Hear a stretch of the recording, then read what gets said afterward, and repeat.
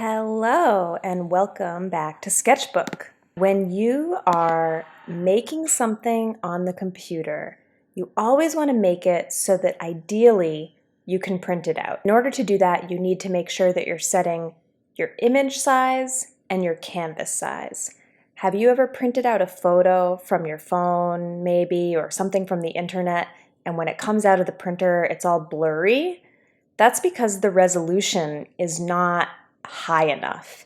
And we want to make sure that the resolution is high enough so that when we print out our illustrations, they look really crisp. So go up here to Image, and this is something you're going to want to do first thing before you start drawing. You want to select Canvas Size, and over here you'll see this box that says pixels. You want to switch it to inches and think about a regular piece of computer paper. That is 8.5 inches wide by 11 inches high. So let's do the same thing here. Let's make our new drawing 8.5 inches by 11.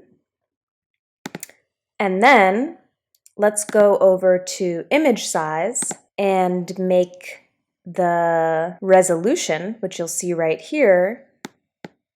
Let's go with 300. 300 is the lowest resolution that you can create and have your artwork be printable and not fuzzy.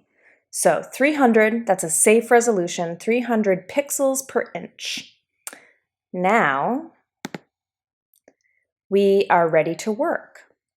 And if you ever want to change the orientation, you can always go back and select back to image and select rotate clockwise.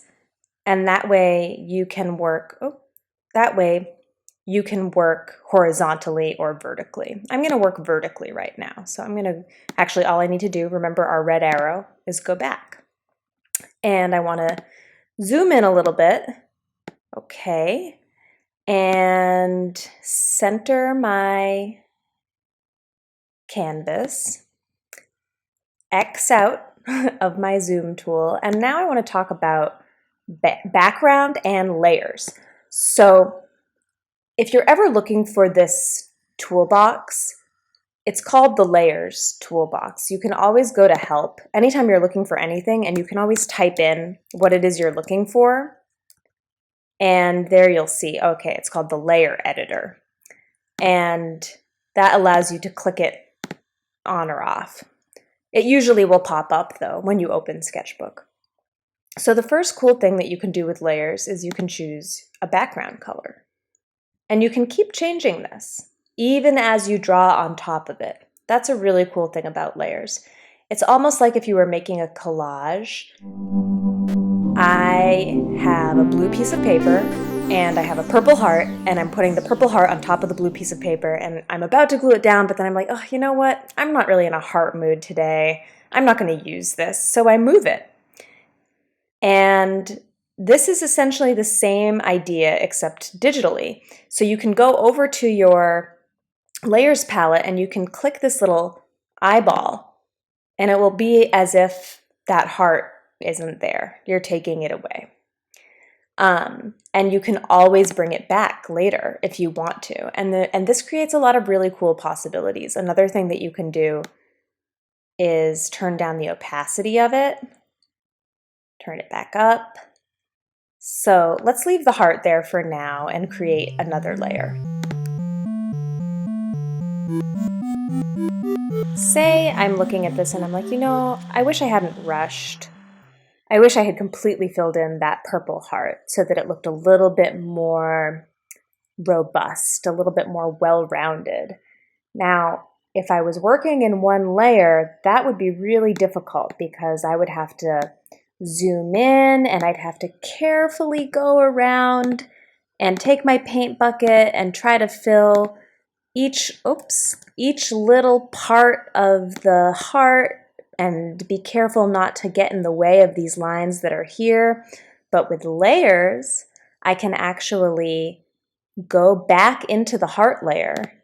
I can select it, and I can even turn off the glow that I just made by going over to this eye.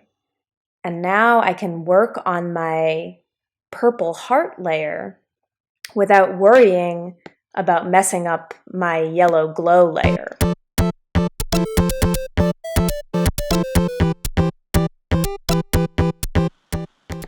Got it. Okay. So now let's see how it looks. I'm going to zoom out, and I'm going to put on my glow layer again. Pretty cool. Just turning it off and on. And you know, since the background is its own layer, I could even say, hey, I wonder what it would look like if the background was like maybe more orange, or maybe I want it to be blue, or maybe I want it to be green, or maybe I want it to be deep purple. So the next thing I want to show you in layers is how to add photos. So you can go over to this little plus sign, and that will make a new layer. And then you can go into this icon, add image, and I'm going to grab an image of, let's see, roses. And now this is a pretty small image. I could make it larger, and that would be fine if this work was going to remain digital. But if I was planning on printing that, then that image might actually print kind of blurry. But I'm not going to worry about that too much right now because I'm not going to print this one. And so I'm going to let that image be big. And I actually, see how right now it's covering the rest of my work? I can actually take the opacity down and get these really cool transparency effects. And another thing that I can do here is I can actually add images on top of images. So I'm going to try to find, let's see, this is a piece of my artwork. And this is actually a really large piece. So you can see it's too big. The resolution is too big. And I need to make it smaller. And you can always make an image smaller, and it won't get blurry when you print it. It's just making an image bigger than it is and blowing it up too big that makes it blurry when you print. So I'm going to make this about the size of our canvas. And I am going to, same as the other one, take the opacity way down. And how cool is that? Now I have my drawing of an R, and I have this image of roses and the original digital drawing that we just did. So I can keep playing with those things, keep adjusting. I can take the rose image way down. I can turn my drawing up a little bit and just get all kinds of different layers and effects. So that is the magic of layers. And I would encourage you to keep using layers and just adding layers as you go, because the more you add layers, the more you can go back and edit later. Remember, maybe I don't want that big glow happening. Maybe I just want that heart, and I turn that off. Or maybe I want to see what it looks like if it's just the glow with no heart. That could be pretty cool too. So using layers really allows you to keep experimenting with your artwork as you're creating it. It allows you to go back to make changes, to see what different things would look like. So this concludes our sketchbook tutorial for the day. And I really hope that you will always take a moment before you start drawing to go into image and set your canvas size and your image size and have fun exploring layers.